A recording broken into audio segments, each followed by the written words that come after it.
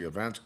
We are back and we are re-energized and ready to rock and roll. MMA Mobsters, of course, coming to you with compliments of cellsaviors.org, dimene.com, and grapplersclash.com. Check out grapplersclash.com.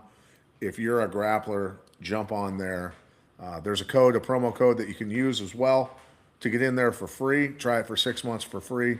Go find matches around the country and make yourself famous and eventually make yourself a lot of money without a manager, without a promoter, with all that good stuff. You can do it yourself with the toolkit through the digital world. So, of course, joining me, the Chauvin one, Joshua Chauvin. How are you doing, buddy, after the week off? Are you rested? I mean, you're looking beautiful, the hair, the beard, everything that's going on here. It's like the Beastie Boys version of the NBA, which I would call the JBA, the Jewish Basketball Association look that you've taken on.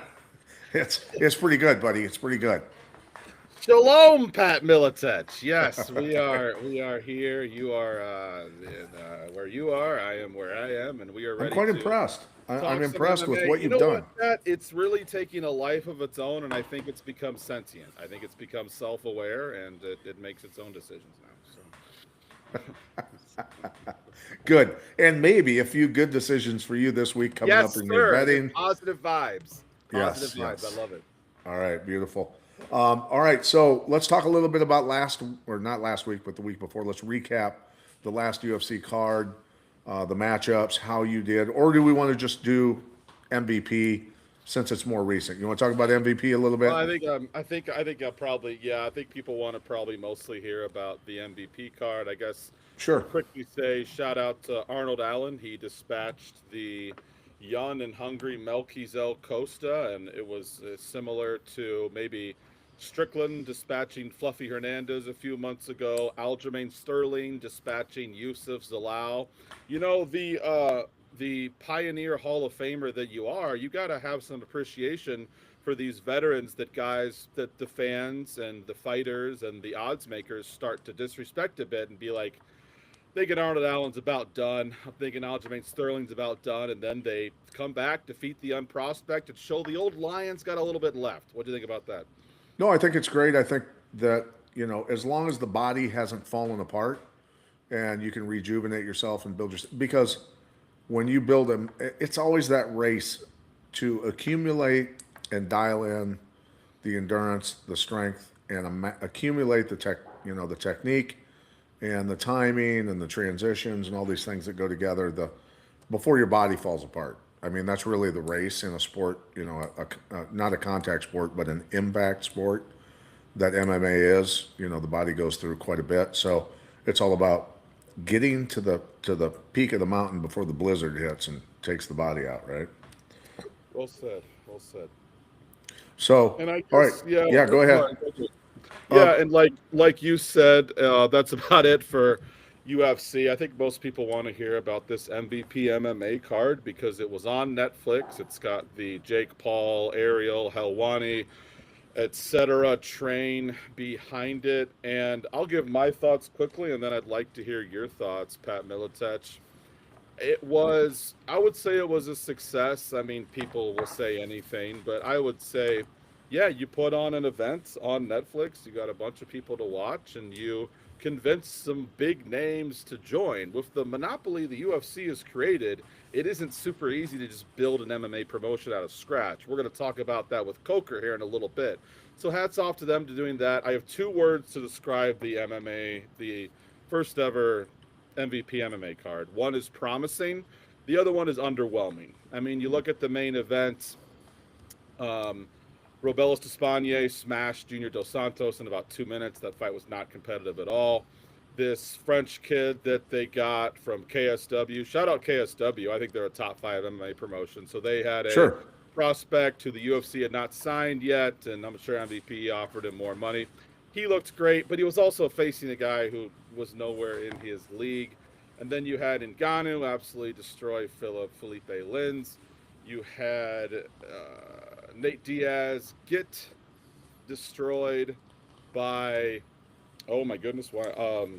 Mike The Perry. madman, the Yes, madman. which you shout out to you. I was leaning a little bit in the Nate Diaz direction until you broke it down very well, and one of the only times that you've talked to me right off a bat. And by the end of you talking, I was like, yeah, I'm on Mike Perry also. So kudos to you for that. And then the ultimate underwhelming fight, Ronda Rousey, lasted about 10 seconds with Gina Carano. Looking back on that, did we really need to pluck Gina Carano kind of out of obscurity? Couldn't we have found a more decent fighter, maybe like a Misha Tate, that would have given her a little bit more of a fight? But all in all the superstars won, all the favorites won. I was just left wanting a little bit more. What do you think? I think that they got a ton of viewers. I think that a lot of people watched. I think that, of course, we knew that Ronda Rousey was probably going to win that fight pretty easily. I mean, it was a little easier than I even expected, but I didn't expect it to last long necessarily. Ngannou we knew was going to smash his opponent. I think I even texted you and Lee, if either one of those lose, I don't belong even talking about the sport. You know what I mean? So it was what we expected pretty much out of all the matchups. I'm sure you did quite well financially, and I think it's a great start, a good launching pad for them.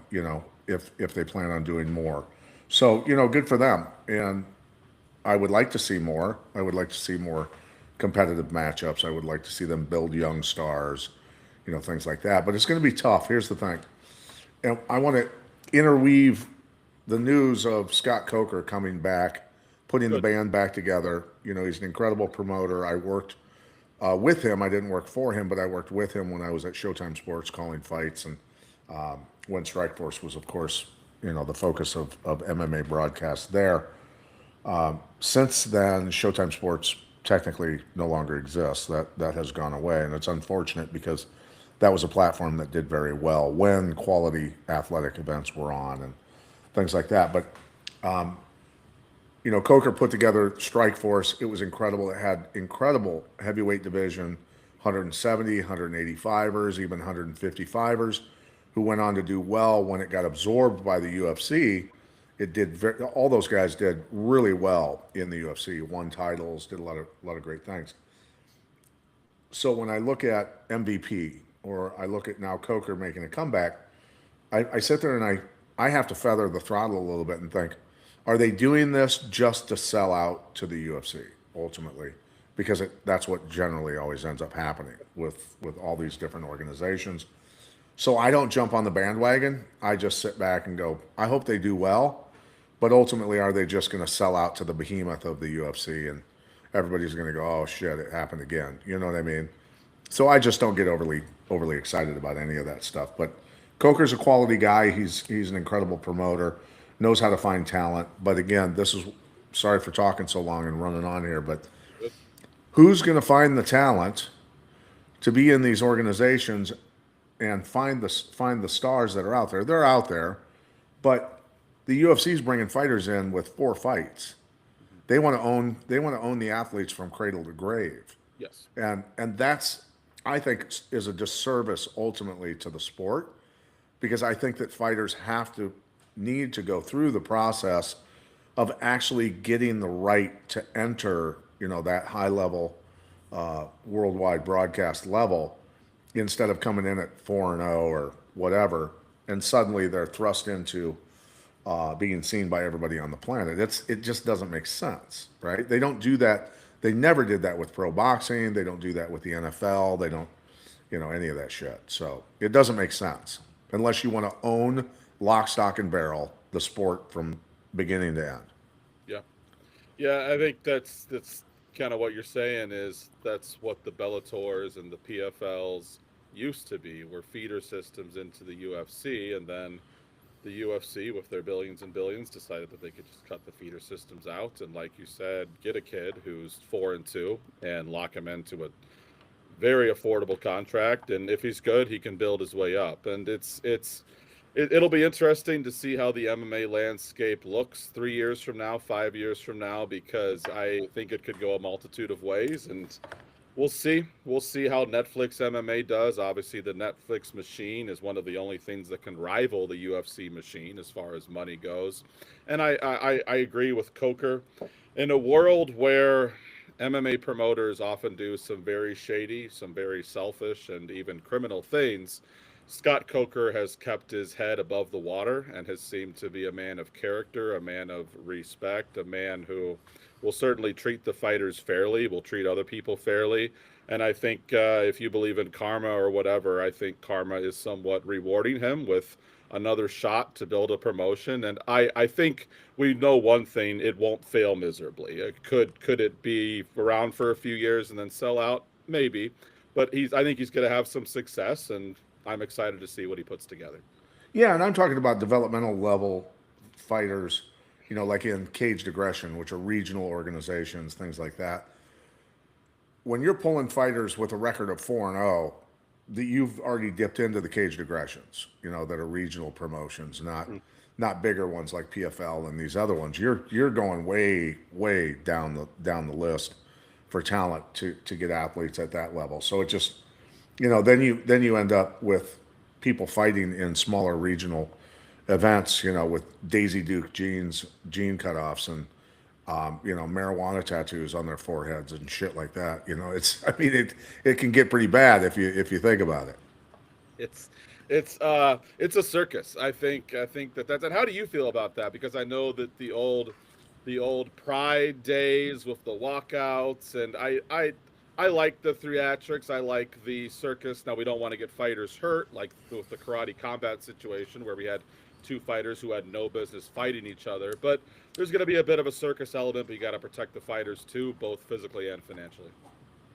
No, yeah, well, and I wasn't saying what I was saying to disparage Cage Aggression. Mike Goodwin's always put on great Oh, I don't shows think with you were. Yeah. very good talent and things like that. I don't want those level organizations to be damaged by too much dipping down into the well so deep at the beginning phases of athletes' careers. That's all.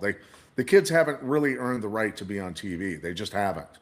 I mean, that's just not the way it works. I mean, I could sit there and go on and complain or whatever, but I was like 21-1 by the time I made it into the UFC.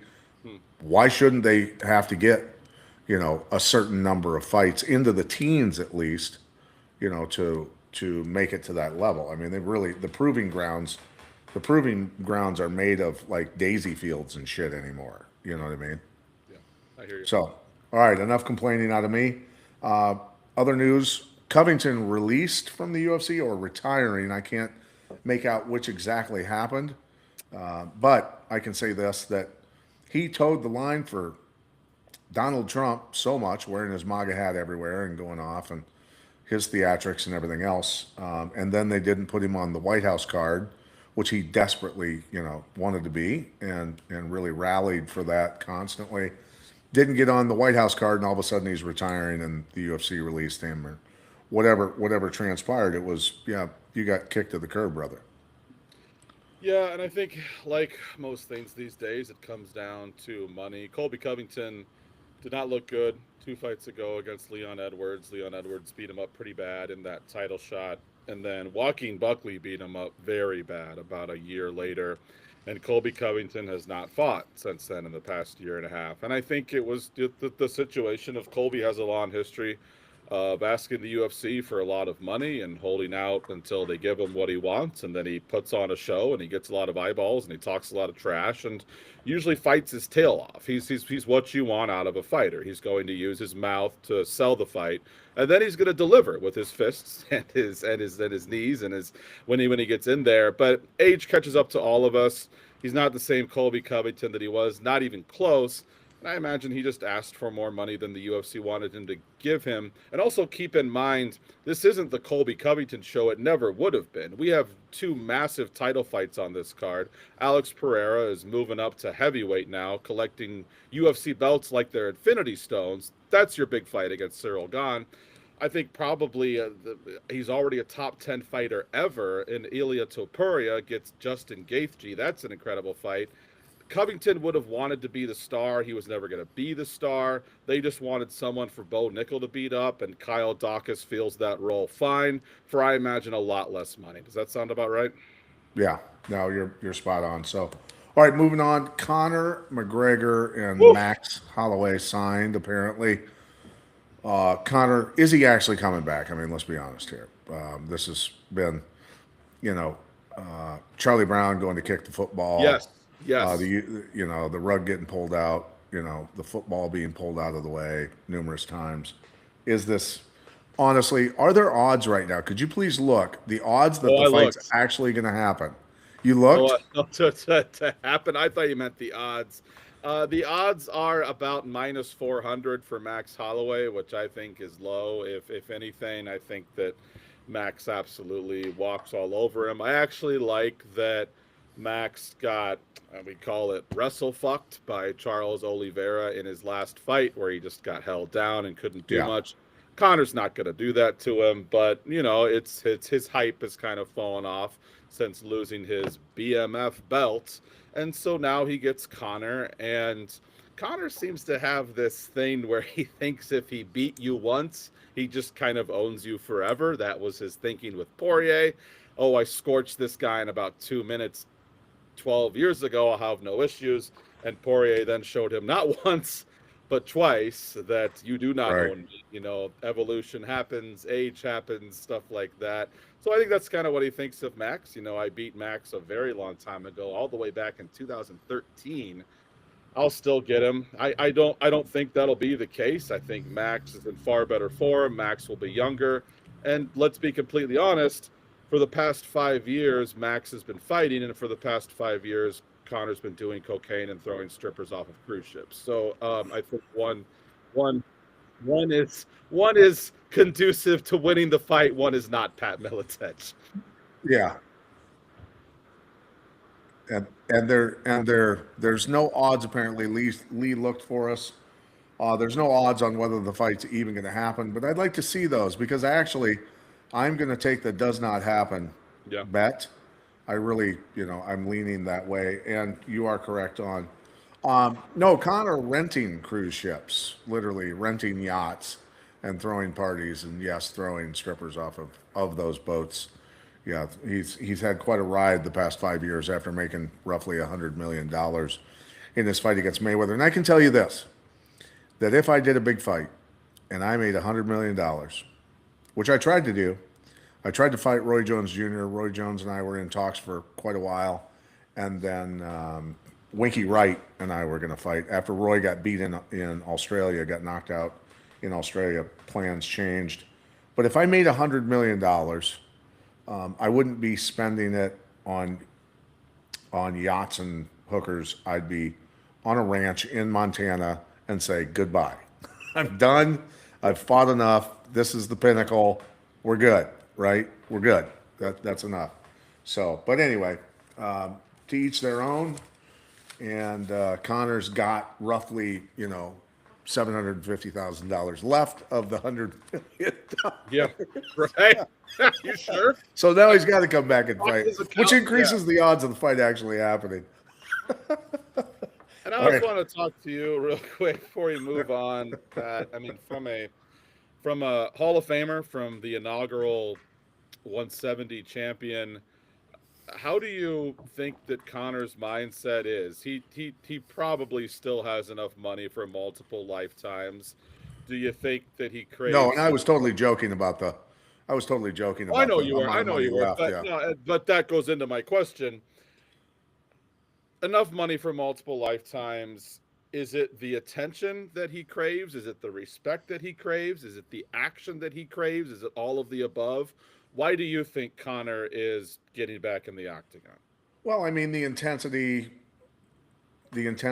money, all these things. I mean, when you get used to walking into a cage or competing in high level sports and doing those sort of things, you're kind of programmed to do it. And you'd like to continue doing it, So I don't blame the guy for wanting to get back in there. And I hope he gets in shape and gets focused and everything goes well for him. And it's to each their own, but who knows? Who knows exactly his motivation? But I'm guessing, life gets pretty boring at times when you haven't got the camaraderie, the training, the intensity, all of those things. I mean, it is what it is. But so yeah, remains to be seen, and we'll see if anybody comes out with. Maybe you should suggest to your platform buddies over there at bet.com and all the other places to start open some odds on it, whether it actually happens.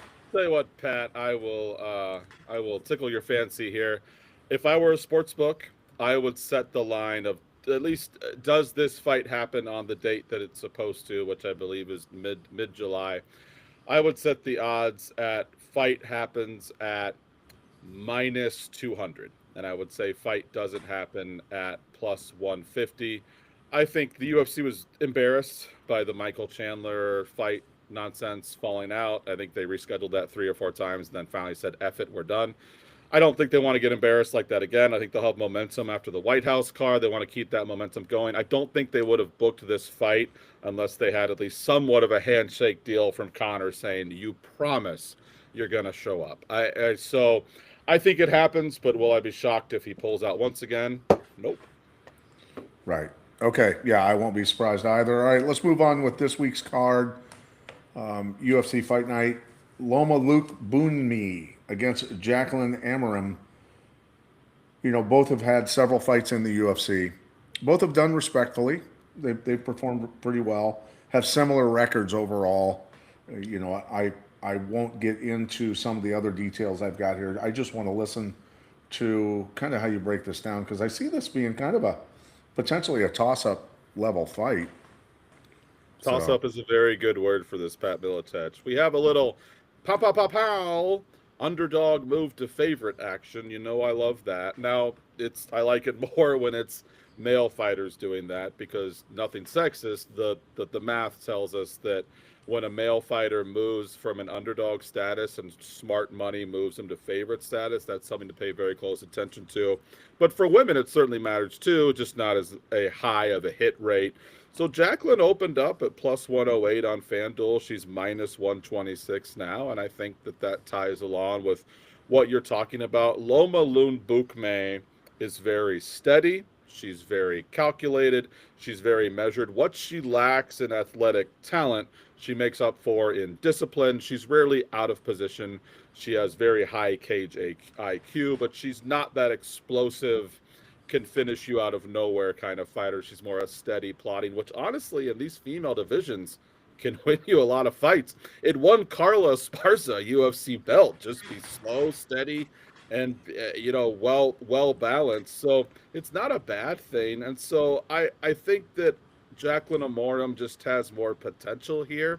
And I think if she shows any kind of flash, any kind of fast twitch muscle, anything that can back Loma up, I think she has this fight. If she lets Loma plod forward and do what she does in every freaking fight, she's going to have a rough day. But if she gets her on the back foot and she says, I'm the more athletic one, you may be the more heralded, more wins and stuff, but I'm the more athletic one, I'm the younger one, I think that would serve her well in this fight. And so for that reason, my pick is going to be Amorim. Not a big bet, probably one solid unit, because it is women's MMA, but I lean to the Amorim side here. Okay. And I see Jacqueline winning this fight as well. Things that stand out for me: she's never been finished. She's done very well on the ground. She's got eight finishes on the ground out of 10 victories. And the other 2 victories, she's got KO TKOs. So she's a finisher. She's 100% a finisher. So I think Loma's in trouble in this one. Actually, I don't know. I think if I was a betting man, and both have had fairly equal talent on their way up, but I would say that Jacqueline, in my book, should be actually a more heavy favorite. So, just my thoughts. Anyway, so all right, going on to Vera and Zhu, UFC debut by Kanji Zhu, and 1-0 in the LFA, Rodrigo Vera. So both making their UFC debuts technically here. How do you see this one going? I have a guess here, but I'll let you speak first, because we may disagree, and I'm kind of loaded for an argument today with you. I could tell that when you logged on. So you know what? An argument you shall have, Pat. Well, maybe. I think we should argue anyway. Holy freaking line movement on this fight, buddy.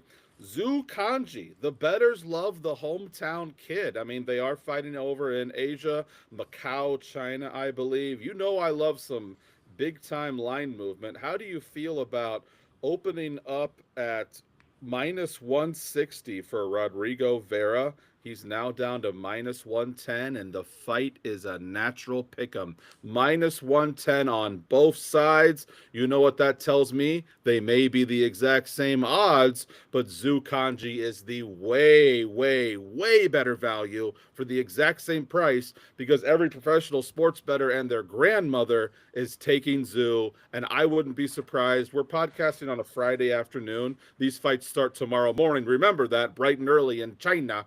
So I like Zhu a lot. I bet he's more like minus 150 by the time the fight starts tomorrow. If you want to lock that in now, bet him now. I bet his number is going up. Really? Up. Oh yeah. Like the well, hometown. I think you're doing this. I don't know. Maybe I'm confused. I think you're doing this on purpose to actually have an argument with me because buddy, when I look at Rodrigo Vera,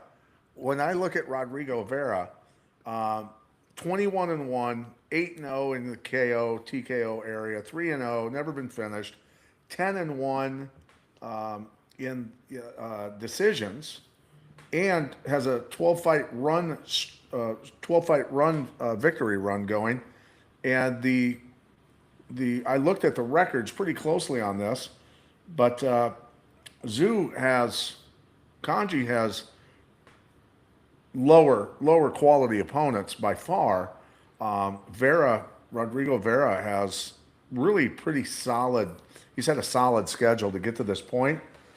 I think that Vera, here we go, buddy. I think that Vera mops the fucking floor with him.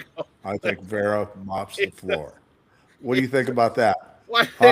I think when you tune in next week for the show and I'm not here, you'll understand why. So I like it, and I'll say on that note, and that line movement is not an exact science. I'd say it's right, maybe about 85-90% of the time, more like 85 for these guys. But it certainly happens where the line movement does not tell the whole story, and there you go.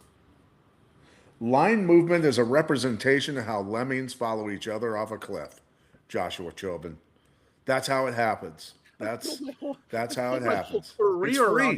It's free, and you'll get a cheeseburger if you do it. This is my number one betting technique, Pat. This is my life you're talking about.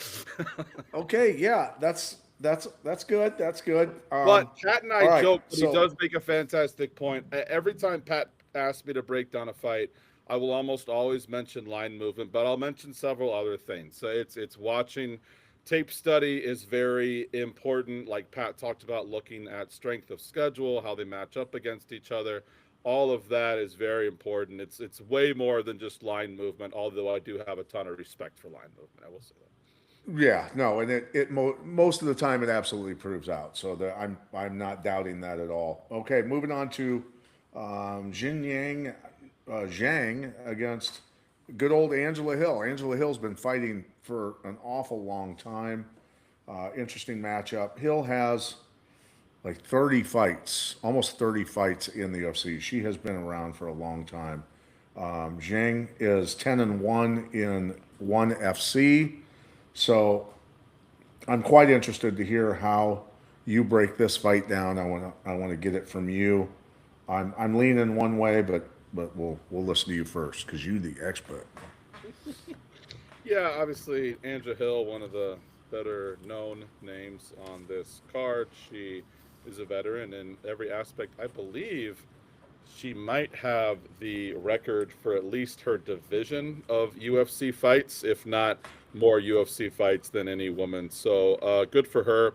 Has been kind of the definition of a 500 fighter, as I think even below 500, but has certainly had some staying power in that division. So she's a decent sized underdog here, but becoming less of an underdog every hour, it would seem. Jinan opened up at minus 265 on FanDuel. She's minus 200 now. That means that some sharp pro bettors are liking the veteran Angela Hill here, but it's not like everyone is running to the window to bet the underdog here. I've never been the biggest Angela Hill fan. I think she's always been a little underwhelming, and it's more of an issue of she can beat girls who aren't UFC level anytime she gets like a legit female UFC level fighter. She does seem to struggle a little bit. She's fast, doesn't have any power, doesn't have much in the way of wrestling. She's just kind of a pitter patter pillow puncher, which can certainly get the job done by decision against a lower fighter. I don't know what to make of Jean Nunn. I think that she's built a career. When you look at strength of schedule, Angela Hill has this in spades. But Jean Nunn's going to be younger. I think that she can probably match Angela Hill's quickness. This is tough. Gun to my head, I'm going to say give me the plus money with Angela Hill because I think this should be more of a pick'em fight instead of Angela Hill being plus 170. So you give me $100, I'm going to bet it on the underdog every day because I think it's a 50-50 fight, but it's not priced like that.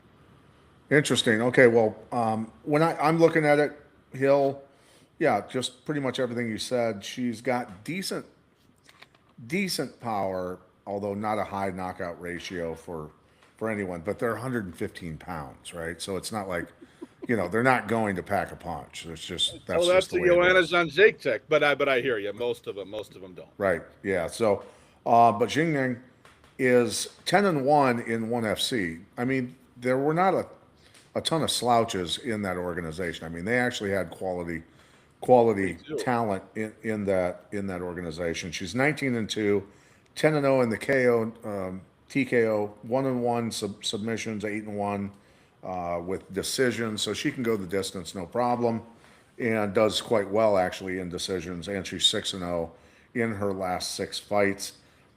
I lean toward the younger girl in this one. I just think she's going to easily match the speed. She is fast. She's got great endurance. She's 19-2. I think she's going to win the fight. She's got too much for Angela at this point in Angela's career. I like it. Okay, so all right. Have to argue about another fight because we're both on the Angela Hill train this week. No, I'm on the Jin Yang. I'm on the Jin Yang train on this one. I totally misunderstood you. Okay, so yeah, but you think she gets it done by decision, right? Because Angela Hill really does not get finished. No, I think it's a decision most likely. Yeah. Yeah. Tough to finish Angela Hill. Maybe Lee can tell us, or maybe you have it in your notes. I don't know that Angela Hill's ever been finished in the UFC. She's been finished twice by submission. Okay. So, yeah. So out of those 16 losses in the UFC, 2 of them have been by submission, never by Ronda KO. Marcos TKO, was one of those. I remember that clearly now. Yeah, Ronda Marcos was one of those submissions. Yeah. So, all right, let's move on to Ray Tusaria and Louis Garul. Garul, if I remember, he's either one of your favorite or one of your most unfavorite fighters to bet on because you've either lost a ton of money or made a ton of money. It stuck with me, and I felt like the minute I read the name, we both know Garul well, but something's gone on in your life where there's some trauma associated with it. You've had to go to treatment because of it. Can you inform the viewers of what's really gone on for you? I wake up at 4 a.m. in night sweats screaming, Louis Garule! So, no, it's the reason that it is fresh in your memory, brother, is actually a much better reason. You were close, just not quite in the same ballpark. Louis Garule was my favorite bet 3 very short weeks ago on the Chimaev card. Other than me liking Strickland as a big underdog quite a bit, I loved Garule. He had lost his first 3 UFC fights, and they were giving him a 4th one for some reason, and I really loved the matchup, and he did very well. Won all 3 rounds, smashed, won my fairly large bet, and he had opened as an underdog too, and he was now minus 150. So that was my favorite bet of the entire week. I gave it out to our viewers. I gave it out to everyone listening. And I immediately texted you and Lee as soon as he won. So that is why Mr. Garule is so fresh in your mind, because he just made us some money 3 very short weeks ago. So obviously a quick turnaround for Mr. Garule here. Well, And let me go through my notes here. Um, you know, Ray is 1-1 in the UFC, 1-3 for Garuli. I think ultimately we've got one with pretty high. You're voting. You're going to bet on Garuli. Is that what you're saying? No, sorry. I kind of threw it back to you to hear your thoughts. I'll just finish off mine, and then you Oh, go. okay, okay. Huge line movement for Ray Tassura here, buddy. So as much as That's what I was I wondering. can't fall too much in love with Gurule just because he made me money 3 weeks ago, because he's got a brand new opponent now that he does not match up nearly as good as he did with Daniel Bairez 3 weeks ago. Ray Tassura is legit, man. He's opened up at -200. He's -320 now. I mean, I get it. I probably have to do a little bit of digging where someone probably pulled out and they got Gurule back in there. He didn't take a lot of damage 3 weeks ago. He did get sparked once hard in the second round and kind of do the chicken dance. Other than that, he pretty much dominated the fight. You got to like the line movement for Tassura here. Pretty much every book, man. Bet Rivers is even bigger line movement. Opened up at -210. He's -350 now. The line seems to be soaring in Ray Tassura's direction. I think he's just the better fighter all around. Let me ask you, Pat, do you? Yeah, so Jesus Aguilar Yes. dropped out and gave Gurule the opportunity to fly over to China and get punched in the face for some money here and maybe get a win streak going. I don't think it's going to happen. And the 3 week layoff doesn't bother me that much. I just think Ray Tassura is a better fighter than him. Does the 3 week layoff bother you, Pat? Is not only a legendary fighter, but a legendary coach. Did you let your guys take fights just 3 weeks after having a war, or did it just depend? 3 weeks after a war, no. But there were guys fighting. Jeremy Horn was fighting, on Friday and then Saturday night in different places around the country for years because he wasn't getting hurt and he was, putting everybody to sleep pretty much. But Garuli, coming off a fight 3 weeks ago against a guy that's actually pretty tough, pretty solid, has gone against high caliber opponents. I think the odds should flow more towards, away from Garuli. We'll just say that. I would, at least if I'm a betting guy, I'm going with Ray on this one, in a pretty big way actually. So I'm looking at a 13 fight parlay here, buddy. I'm Like looking it. at a I 13 like it. fight parlay. I'm thinking a $25 bet on a 13 fight parlay and trying to pull this shit off.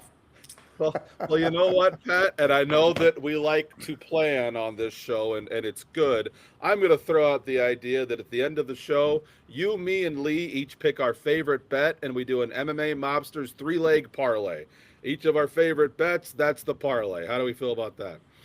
I I mean I'm not against that at all. But if your bet falls through, or my bet falls through, or Lee's bet falls through, and costs us the money, then we got a problem. We got to go see Lee. You and We got a I, problem. you and I got to hop in the truck and head down to Tennessee and say, "Hey, Lee, hey, buddy." Yeah, collection time, bro. Um, so all right, so I'm leaning towards Ray Saruya. You're leaning towards him as well. Yes, sir. I'm Yeah, I guessing. mean, really, Okay. really, any time a guy goes from -200 to -350, and he ain't done moving. His line could be -400 by the time the fights start tomorrow morning. I'm rarely going to bet against that guy. That's very heavy line movement. And again, if you've been watching this show at all, you know this. Obviously, Pat does. But I will just say real quickly, lines don't just move because of mysterious forces in the wind. They move because bettors with a lot of money are betting one particular side, and the sports book wants to keep things even, so they move the line drastically. That tells us where the sharps are going. That's where you should probably go to. Make sense? Yes, absolutely. Okay, moving on to the next fight. Cody Haddon against Arquilling, the a single name that I was picking up here on this number 30 ranked Arquilling against Cody Haddon. Haddon's 1-0 in the UFC, 4-4 for his opponent. Haddon's only got 9 fights overall, but he's 5-0 in the KO, TKO area, submissions Never been finished, of course. Won 2 fights by submission. He's 1-1 in decisions. Has a 6-fight win streak, but his opponents have been so-so at best. Not high quality at that point in his career. Less experience on the other side. It looks like Erqueling has almost always had fights against people who just had less experience. So his record's a little bit padded as well. Kind of an interesting matchup here. And where's the money moving towards these two guys? Yeah, don't quote me on this. I believe it's pronounced Hory Lane. At least that's how they pronounce it on the Hory Lane. podcast. Hory But Lane. yeah, and Hory Lane he's a dog, man. He's one of those Asian fighters that I really like because the bag on these Asian guys for the longest time was, oh boy, can they strike?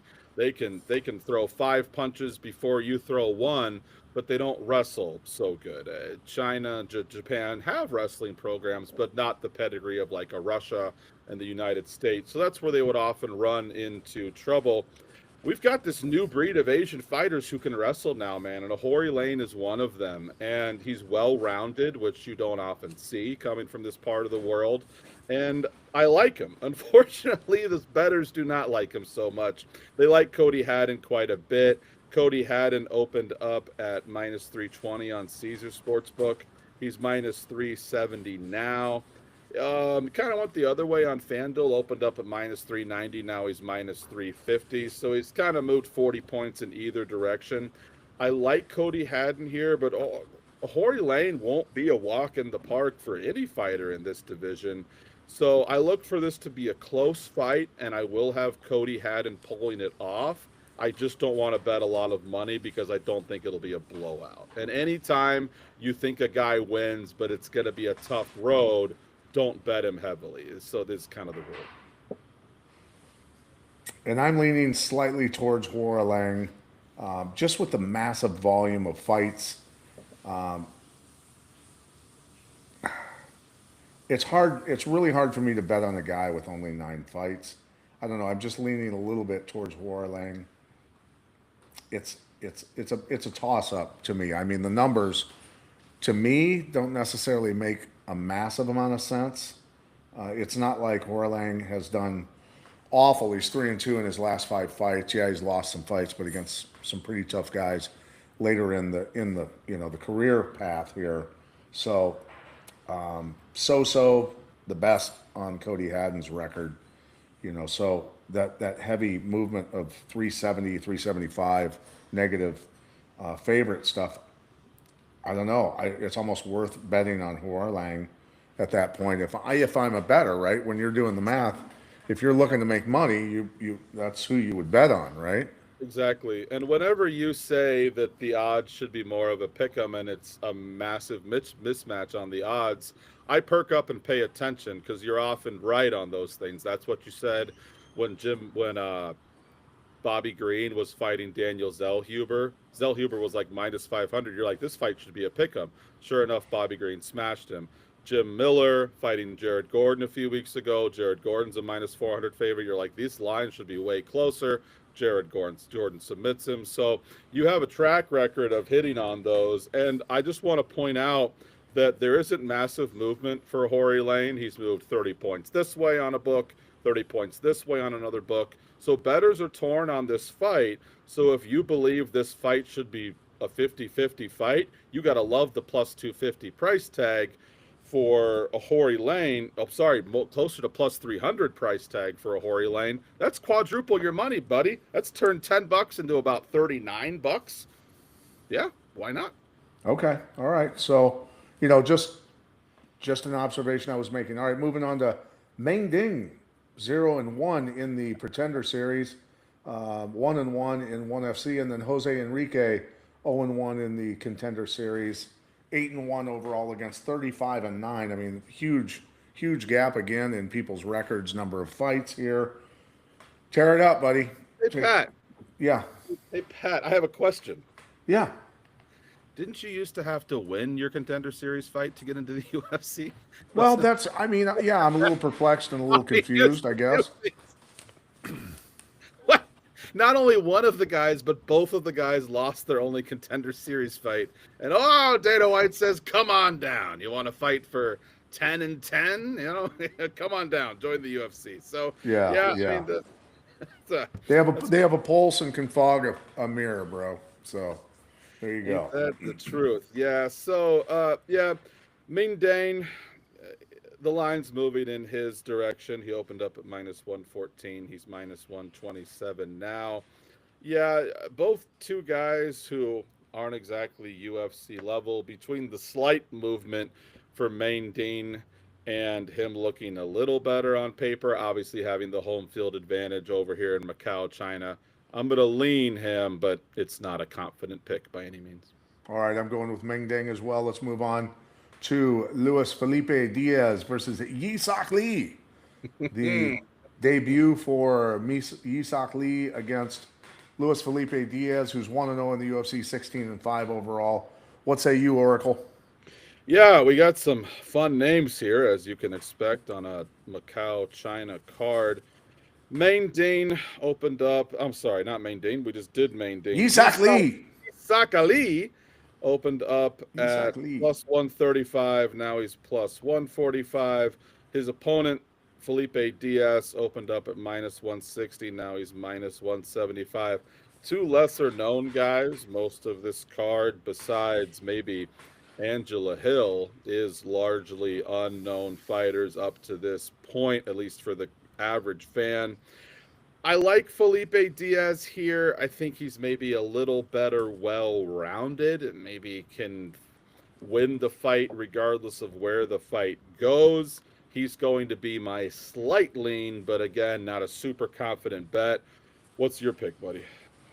I think that Yi Sok Lee's opponents have been really low level.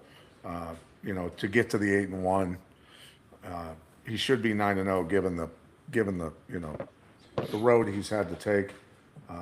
At the same time, Luis Felipe Diaz's quality of opponents have been so-so, but I'm still leaning towards Diaz in this one. So there you go. We'll move on. We agree on this fight. Alex Perez against. Okay, how do I say? Sumaderji. Sumaderji, that's it. Yes. Okay. Sumaderji against Alex Perez. Both guys are batting a little above 500, have some, substantial amount of fights in the UFC. Overall, 19-7 for Sumarji, and Alex Perez is 26-10. Break it down, brother.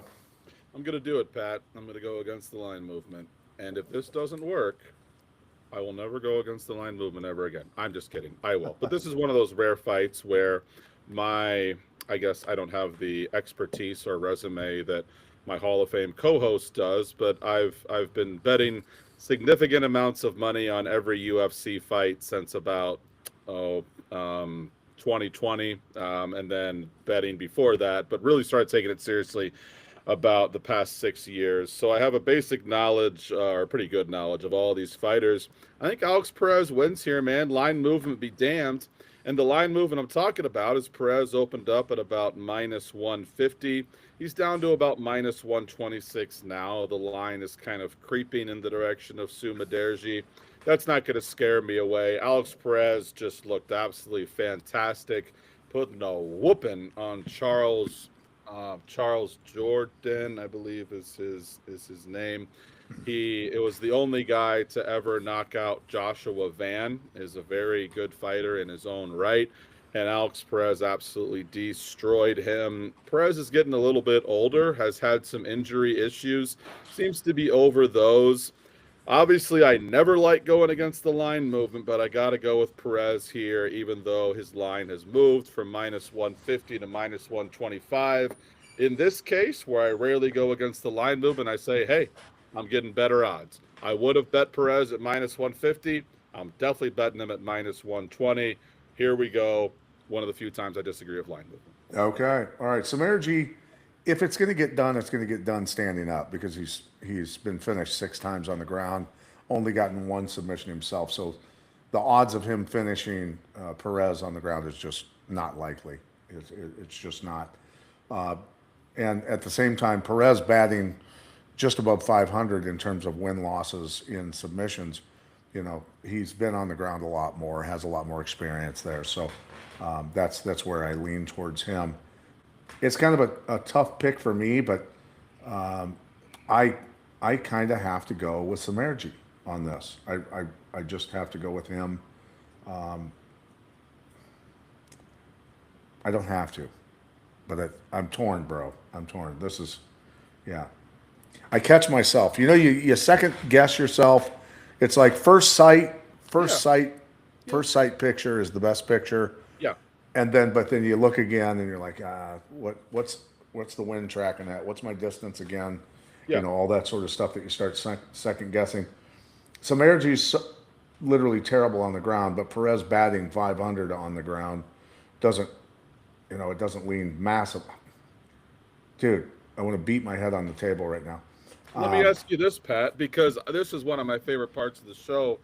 You and I did this speaking of some other flyweights, you and I did this on the Joshua Van Tatsuda Taira, and we went back and forth for 10 minutes, a very friendly debate, and we got the fight fucking right. So, how do you think the fight is going to go? Do you think Sumaderji stands with them and they play Rock'em Sock'em Robots?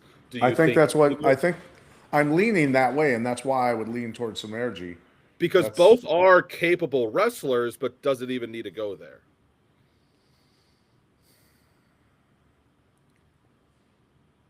Samerji for the win, bro. Okay.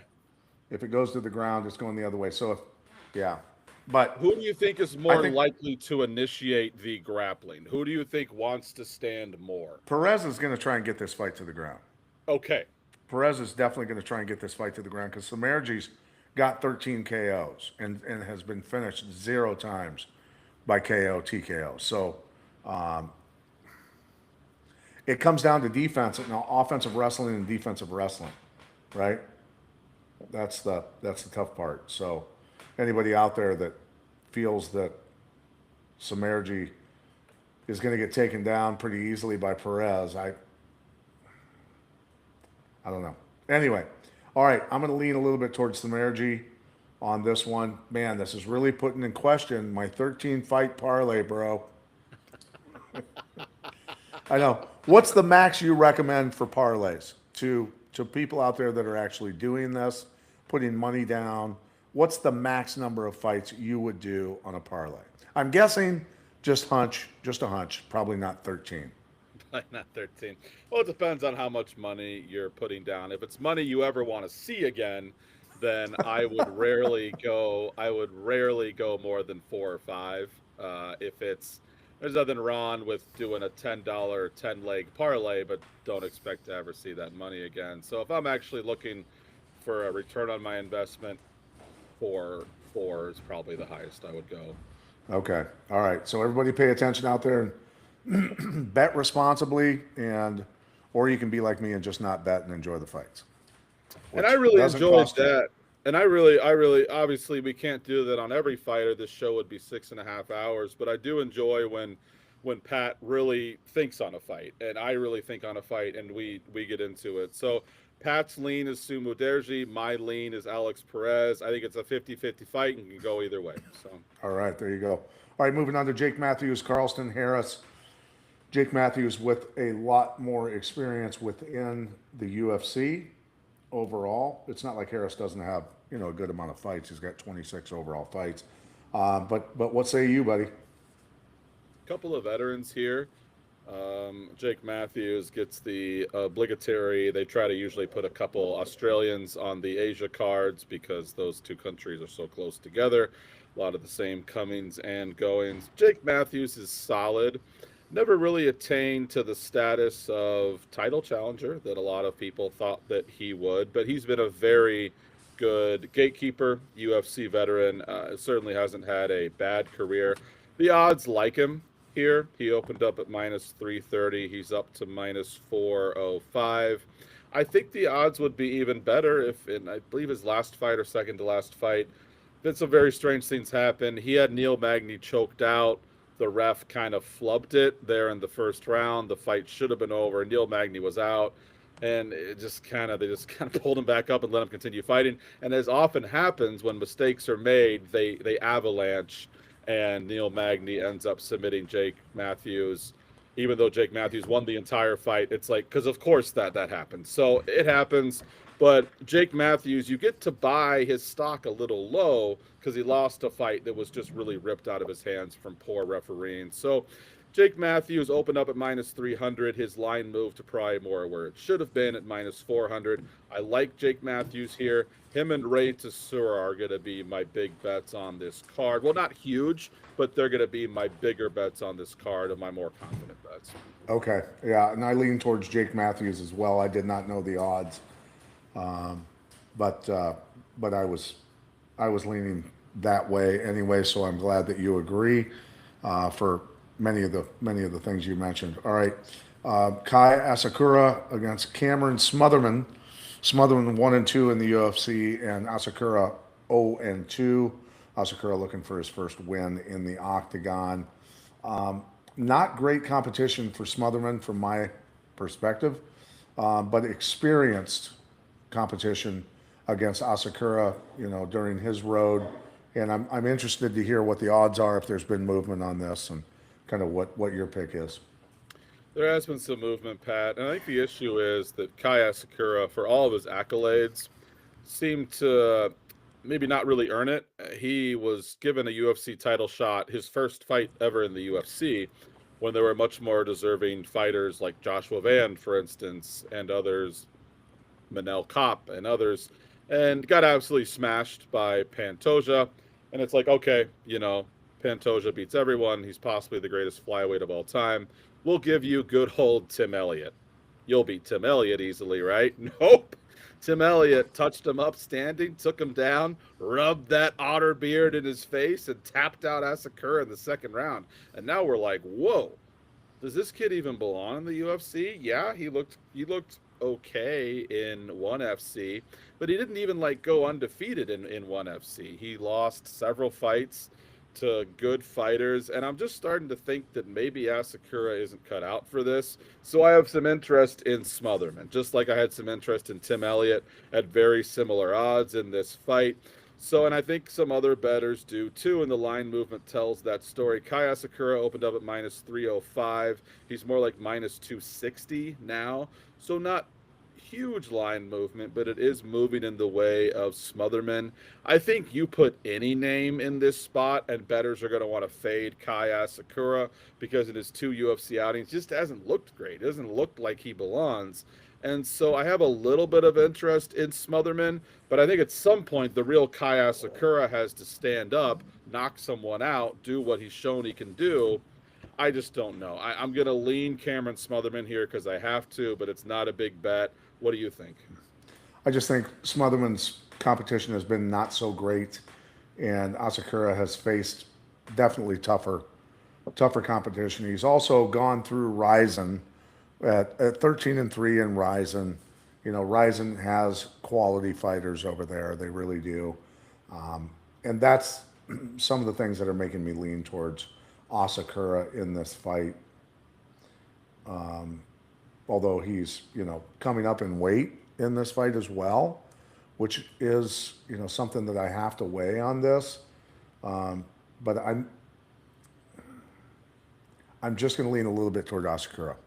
I'm just a tad. Does this set off alarm bells for you, Coach, when a guy comes in heralded as the next big thing? He had this success in ONE FC. Let's give him a title shot right away.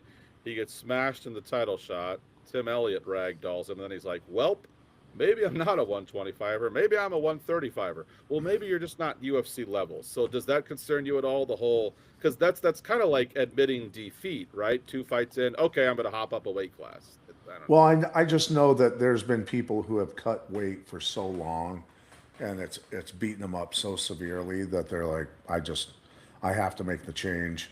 And 10 pounds is a ton of weight from 125 to 130. It'd be totally different if it was, a guy who was fighting at light heavy going up to heavy, right? But 10 pounds is a massive amount of weight for guys this small. I think he comes in probably a lot stronger, obviously. And he's been fighting at a smaller weight, which they're going to be quicker. That's just the way it is. So he's going to come in with speed, probably a lot healthier. Yeah, I'm just going to lean slightly towards Asakura though, just barely on this one. So we'll see what happens in that one, and we'll talk about it next week. We've got. And I'm going to throw out one more thing. I know we're kind of Yeah. getting to the No. point where Yeah. we Go have to ahead. wrap things up. I'm looking at a live bet here, buddy. We have seen Kaya Sakura actually looked pretty good for the first 2 minutes against Pantoja, kind of put it on him. And we're like, oh, maybe the kid's for real. Pantoja weathered the storm, and then Asakura just gassed out bad, and Pantoja pounded him. Similar in the Tim Elliott fight. It was a competitive first round, and then Tim Elliott just did whatever he wanted. And it was actually kind of an embarrassing performance from Kaya Sakura. We may be looking at some gas tank issues here. I mean, Sure. I think if it looks like a duck and quacks like a duck, it might be a duck. So when we get to the second, if we get to the second round here, and Kaya Sakura hasn't done a spinning karate wheel kick and knocked out Cameron Smotherin's a very live dog if this hits a second round, and I will be paying attention for a live bet there. And I would say you're 100% correct, but is it based on the horrible weight cuts he's had before, and does he have better endurance because he didn't deplete himself too severely? So there's a lot to weigh there. This is going to be interesting how it plays out. Look forward to seeing the results anyway. So, all right, Pavlovich versus Teixeira. Tellison Teixeira. The heavyweights go at it 8-3 for Pavlovich. Pretty rough cat against Tellison Teixeira, who's ranked 18th, going against number 3 Sergey Pavlovich. Teixeira 2-1 in the UFC. I know where I'm leaning. I didn't really look at the odds. I have a feeling the odds might be a little skewed, but you can tell me what those odds are. If by skewed you mean the heaviest line movement of the card, you would be correct. The better's Okay. Pavlovich. I think, it's not like Pavlovich is untouchable. We saw Volkov beat him up badly. We saw Tom Aspinall knock him out, but Tom Aspinall knocks everyone out. I think that the Volkov one was more like, okay, maybe he isn't this unbeatable Terminator that we've come to believe Sergey Pavlovich is. Because I remember back in the Davenport, Iowa days of you and I doing the show, we were talking about Pavlovich, and at the time he was undefeated, and he was the only fighter in UFC history to win his first 5 fights by knockout. This guy was fast lane to a title shot that got derailed a little bit, but that doesn't mean that he sucks all of a sudden. He gets Tellison Teixeira here, who has been a little underwhelming. Obviously, big favorite against Derek Lewis. Derek Lewis catches him. And then even in his last fight, he struggled a little bit, seemed to gas out really bad against Tai Tuivasa. Tai Tuivasa had more gas in that third round than Tellison Teixeira does. That should never happen. Tai Tuivasa should not be out cardioing you ever. No offense. Right. Yeah, that's bad. So, yeah, I think Pavlovich smashes him here. And I think at minus 500 is a bit of a steal. And if you want to shrink it down to Pavlovich wins by finish, you can do that. Pavlovich by finish is one of my favorite bets on the card here. It's heavyweights. Anything can happen, but I think this bet clears. What's Pavlovich by KO? I will look that up. And also, we do have the Alonzo Menifield fight too. But all right, fight goes to decision fight doesn't go as minus 500. So Pavlovich by finish, you would be shrinking his odds from minus 550 to about minus 300, which I don't hate. Okay. All right, there you go. All right, so I think Sergey finishes him. I really Which have round? that feeling. What's that? Which round? I think he gets him out of there potentially in the first round.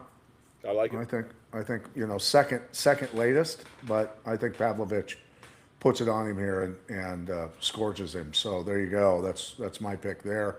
Something a lot of sports books do, Pat, is they give you can do round by round, or you can do 1.5 rounds. So you could take Pavlovich and under 1.5 rounds. That would give you a little more cushion. So that might be a bet that you like. Okay. Thank you for advising the listeners on that and reminding me of the subtleties on betting and what you can do with that, because I forget. I'm just so focused on who's going to win and lose and things like that I get into that. When you're talking about making your living at it, you get a little more detailed, obviously. So a little more important. All right, moving on to Minyang Zhang against Alonzo Menifield. I've always liked Menafield. He's 10-6 in the UFC. Talented guy, really well-spoken guy. Looks like he was carved out of granite against Zhang. Zhang 3-1 in the UFC. Pretty tough character himself, but the quality of opponents have not been, good at all. I will just say. So anyway, where are the odds at? Who's favored? Who's not? And who do you think's going to win, buddy? Yeah, you may be surprised by the odds here, Militech, because I certainly was. I have a lot of respect for Alonzo Menningfield, too. I think Min Yang is still somewhat of an unknown, but Min Yang's the big favorite and climbing. He opened up at minus 230. He's now minus 260.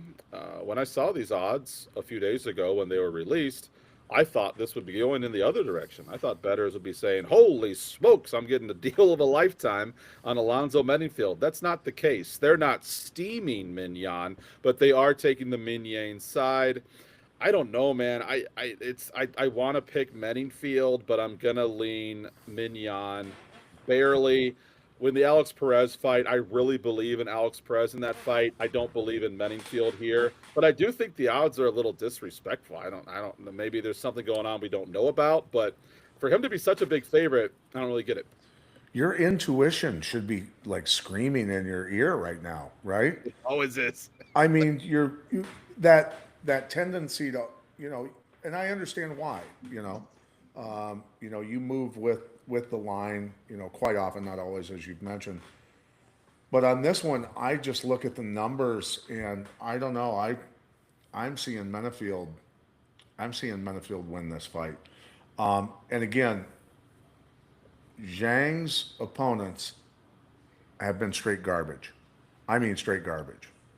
I'm not disrespecting. It was Anthony Smith's retirement fight, I think, which dude, was a layup. Anthony Smith was so far past his It was a prime, layup. all of that. So, like, you just can't go on that. From my, humble perspective, I think Menafield's going to win the fight. I think his quality of opponents have been equal to him at least. He's fought a lot of tough guys, so I lean towards Menafield here pretty heavily as him the underdog even. So there you go.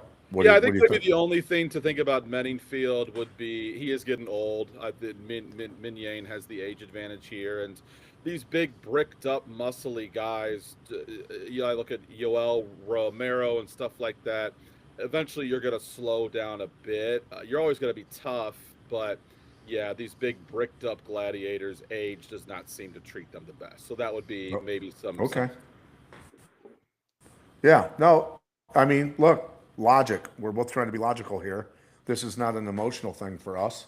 It's logic, and we're trying to just bring about perspectives for people to look at if they're going to put some of their hard-earned money into this. So anyway, Yadong Zong against Figueiredo. Figueiredo, he's always been a pretty exciting fighter. He's been in a lot of wars. Yadong Zong, number 6 ranked in the world. How are you comparing these two? What are you looking at? How's the line moved? All those good things, buddy. Yeah, this is one of my favorite fights of the card. Obviously, your main event here.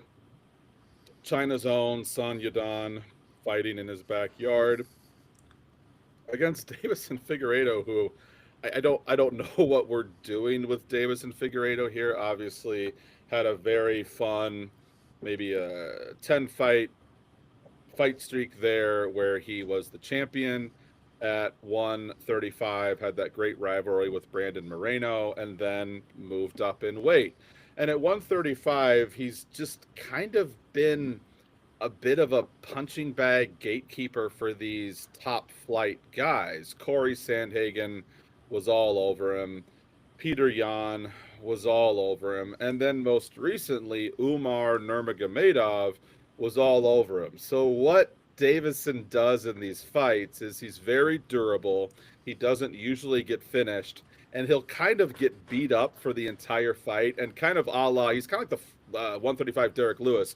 At least once in that fight, though, Pat, he will scare you. He will tag you with that patented Figueiredo power, and his opponent, who's a large favorite, will kind of blink and dance, and then he'll win the rest of the fight.